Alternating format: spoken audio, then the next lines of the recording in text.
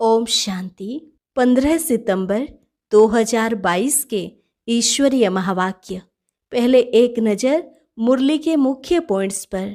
बाबा ने कहा, जो टावर ऑफ साइलेंस और टावर ऑफ सुख है, उस अपने शांति धाम सुख धाम की याद में रहो। नहीं रह सकते हो तो गोया जंगल के कांटे हो, इसलिए दुख भासता है। जब स्वर्ग का मालिक बनने बैठे हो तो घर के लिए व स्वर्ग के लिए जो बाप की श्रीमत है उस पर पूरा पूरा चलना है। बाप और घर को याद करो तो बेड़ा पार हो जाए। मुक्ति में तो सब जाएंगे, बाकी जीवन मुक्ति में जाना कोई मासी का घर थोड़े ही है। जो अच्छी रीति नहीं पढ़ेंगे तो त्रेता में भी पिछाड़ी का थोड़ा समय रहेंगे।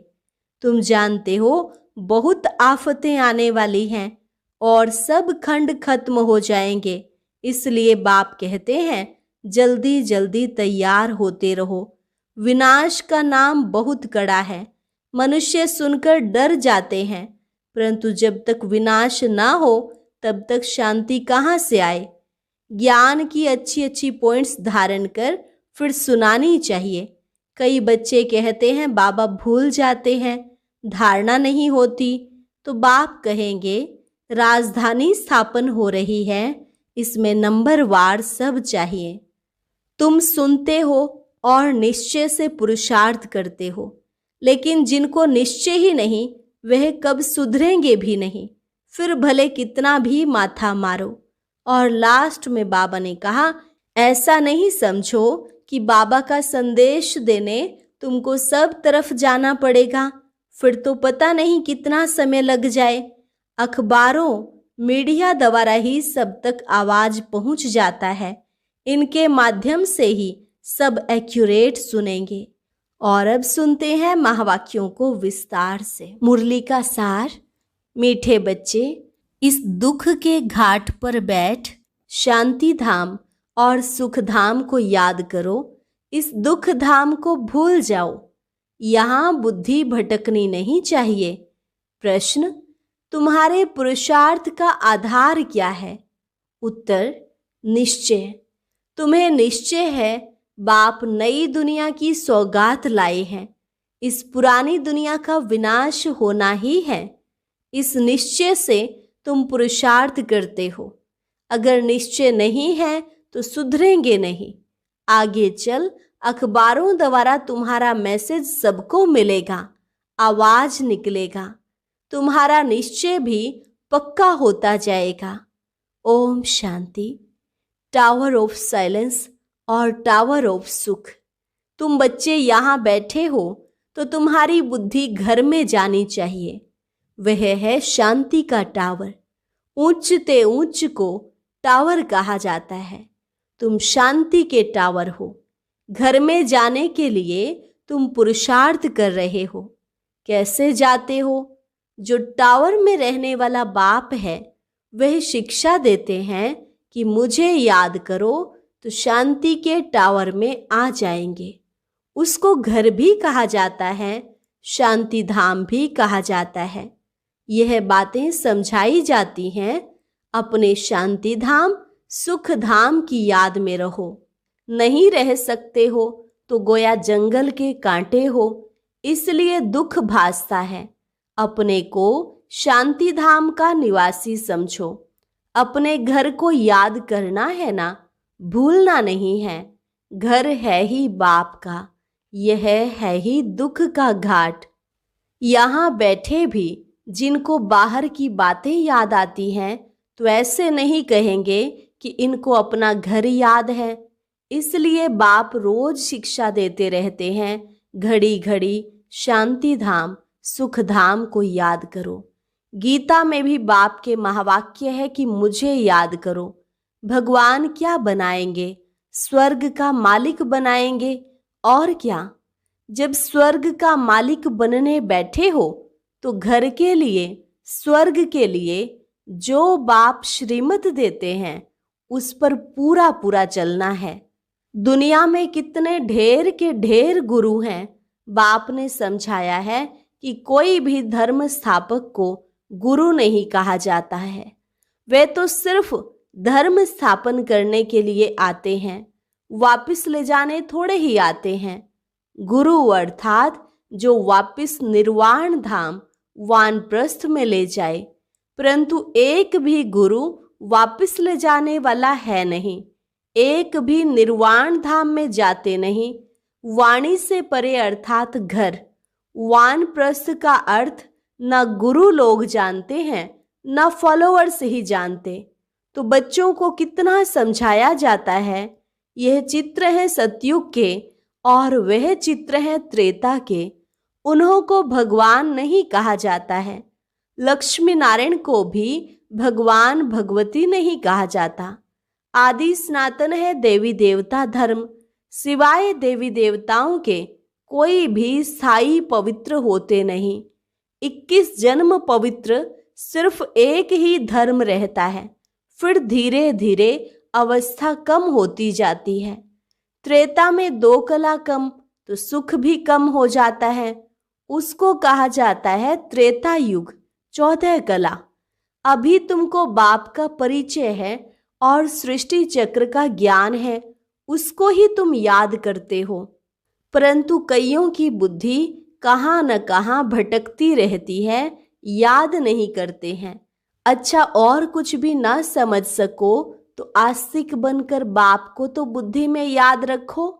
बाप और रचना के आदि मध्य अंत को तो जानते हो ना। उस झाड़ का आदि मध्य अंत नहीं कहा जाता है। इस झाड़ का आदि मध्य अंत है, क्योंकि मध्य में रावण राज्य शुरू हो जाता है, कांटा बनना शुरू होता है, बगीचा जंगल बनना शुरू होता है।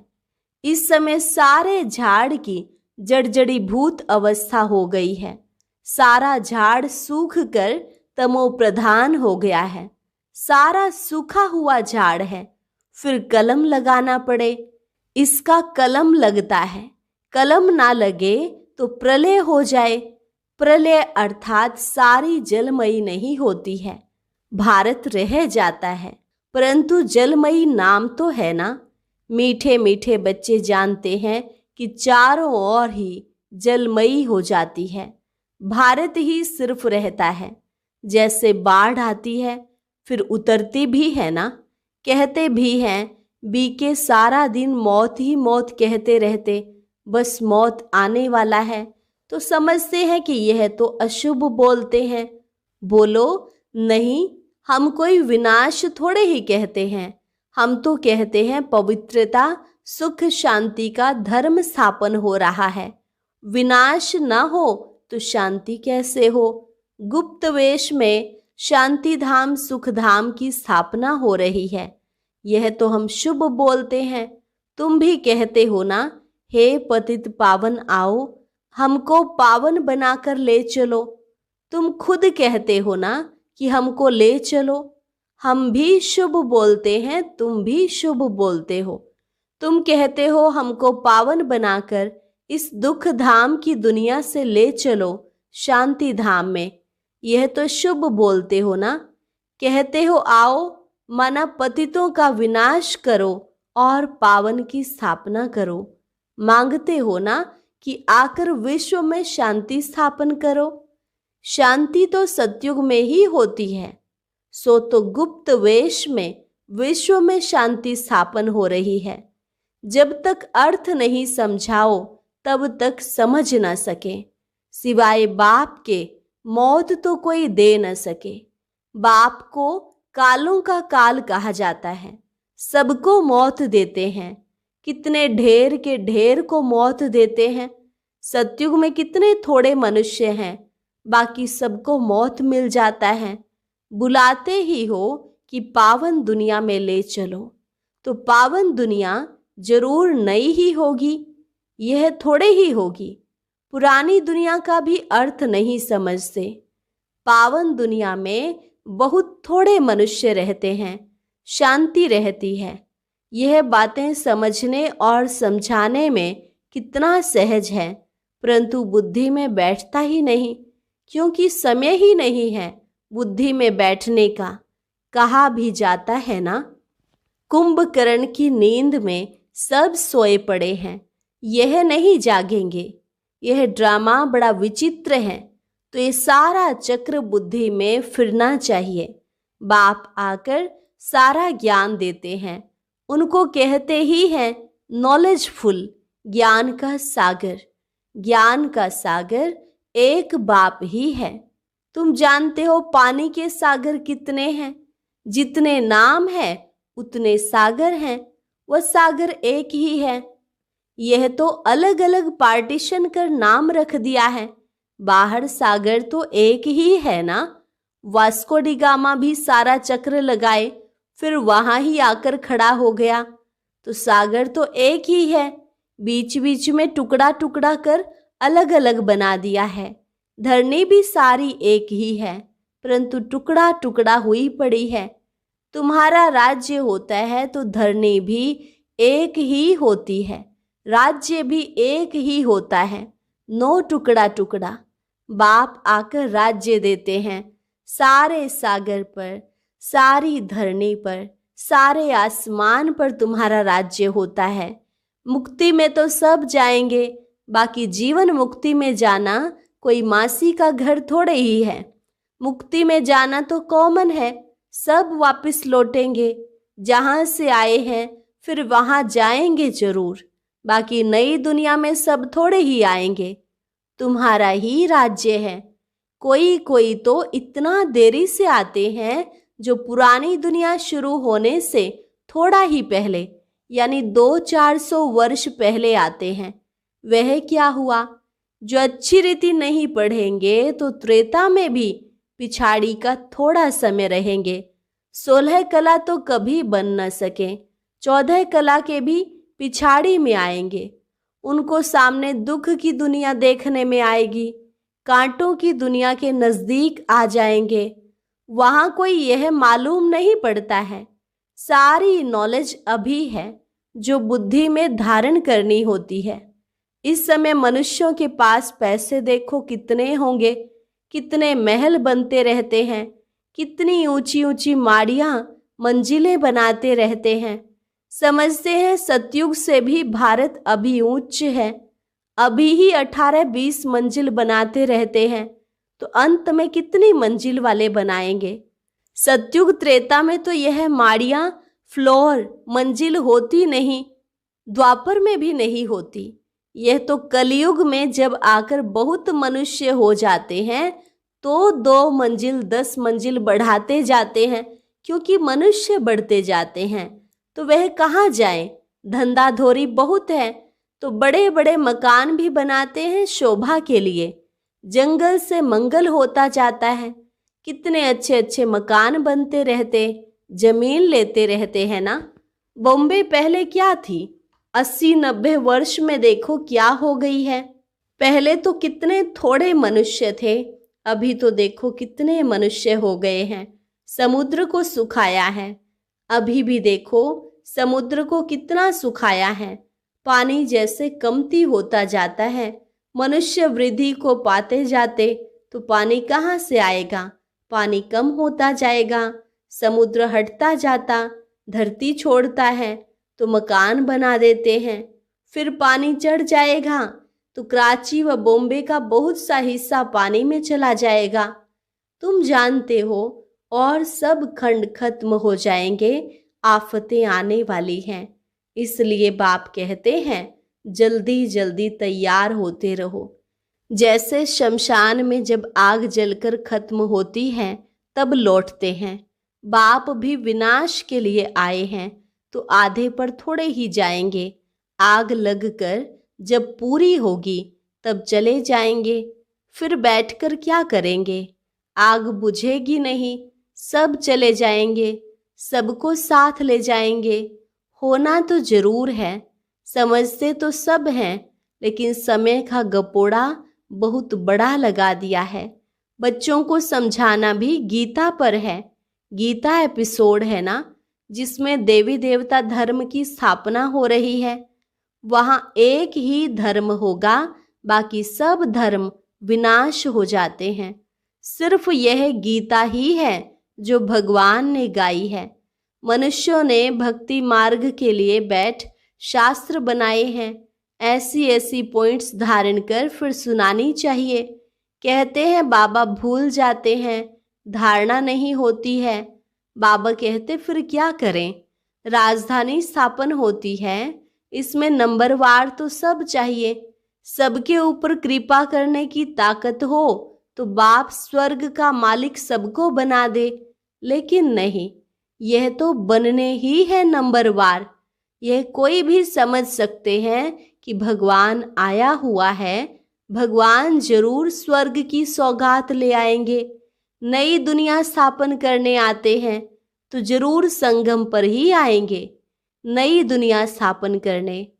तुम सुनते हो और निश्चय से पुरुषार्थ करते हो। जिनको निश्चय ही नहीं वह कब सुधरेंगे ही नहीं। भले कितना भी माथा मारो तो बाबा के अवतरण का पैगाम सबको देना है, मैसेज देना है। आगे चल अखबारों में पढ़ ही जाएगा। जैसे तुम्हारा नाम बदनाम भी अखबारों द्वारा हुआ, फिर नाम वाला भी अखबारों द्वारा ही होगा। दुनिया तो बहुत बड़ी है, सब जगह तो तुम बच्चियां जा नहीं सकेंगी। कितने शहर हैं, कितनी ढेर भाषाएं हैं। अखबारों द्वारा सब जगह आवाज पहुंच जाता है।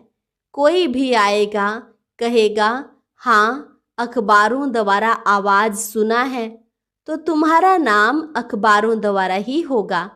ऐसे नहीं समझो कि सब तरफ तुमको जाना पड़ेगा, फिर तो पता नहीं कितना समय लग जाए। अखबारों द्वारा ही एक्यूरेट सुनेंगे। कहते भी हो कि बाप को याद करो तो पाप कट जाएंगे। अखबारों में तो पढ़ना ही है। अब तुम्हारा नाम बाला होगा तो फिर बढ़ता जाएगा। जैसे कल्प पहले पता पड़ा होगा वैसे ही समय पर पड़ेगा। सबको मैसेज मिलेगा। युक्तियां चल रही हैं, बहुत अखबार वाले डालेंगे, किसको बुद्धि में बैठा और डाल देंगे। सब धर्म वालों को मालूम पड़ जाएगा। तब तो कहते हैं अहो प्रभु तेरी लीला। पिछाड़ी में बाप की याद सबको आएगी, परंतु कुछ भी कर नहीं सकेंगे। यह खेल है ना, खेल को जान जाएंगे। 84 का चक्र सब अखबारों में पड़ जाएगा। जहां भी जाओ अखबार जरूर निकलते हैं। अखबार द्वारा सबको आवाज तो पहुंचता है ना। तुम्हारी बातें तो सबसे उच्च है ना। विनाश का समय भी तो जरूर आना ही है। ड्रामा प्लान अनुसार जैसे कल्प पहले मालूम पड़ा होगा अभी भी पड़ेगा। धीरे धीरे स्थापना होती है ना। संगम युग याद पड़े तो स्वर्ग भी याद पड़े। स्वर्ग को याद करो और मन मना भव। बाप को भी याद करो तो बेड़ा पार हो। जब तक विनाश न हो शांति कहाँ से आए। विनाश का नाम ही कड़ा है। मनुष्य सुनकर बहुत डरते हैं। यह तो राइट बात है ना। पतित दुनिया में अनेक दुख हैं, पावन दुनिया में अनेक सुख हैं। बाप देखो सौगात कैसी लाते हैं। अच्छा, मीठे मीठे सिकिल अधे बच्चों प्रति माता पिता बाप दादा का याद प्यार और गुड मॉर्निंग। रूहानी बाप की रूहानी बच्चों को नमस्ते। रूहानी बच्चों की रूहानी बाप दादा को नमस्ते नमस्ते, गुड मॉर्निंग। शुक्रिया बाबा, शुक्रिया। धारणा के लिए मुख्य सार। पहली पॉइंट, पढ़ाई को अच्छी तरह पढ़कर उच्च पद पाना है। आफतें आने के पहले नई दुनिया के लिए तैयार होना है। अपने को सुधारने के लिए निश्चय बुद्धि बनना है। वाणी से परे वानप्रस्थ में जाना है। इसलिए इस दुख धाम को भूल शांति धाम और सुख धाम को याद करना है। वरदान, किसी भी परिस्थिति में फुल स्टॉप लगाकर दुआओं का अधिकार प्राप्त करने वाले महान आत्मा भव। किसी भी परिस्थिति में फुल स्टॉप लगाकर दुआओं का अधिकार प्राप्त करने वाले महान आत्मा भव।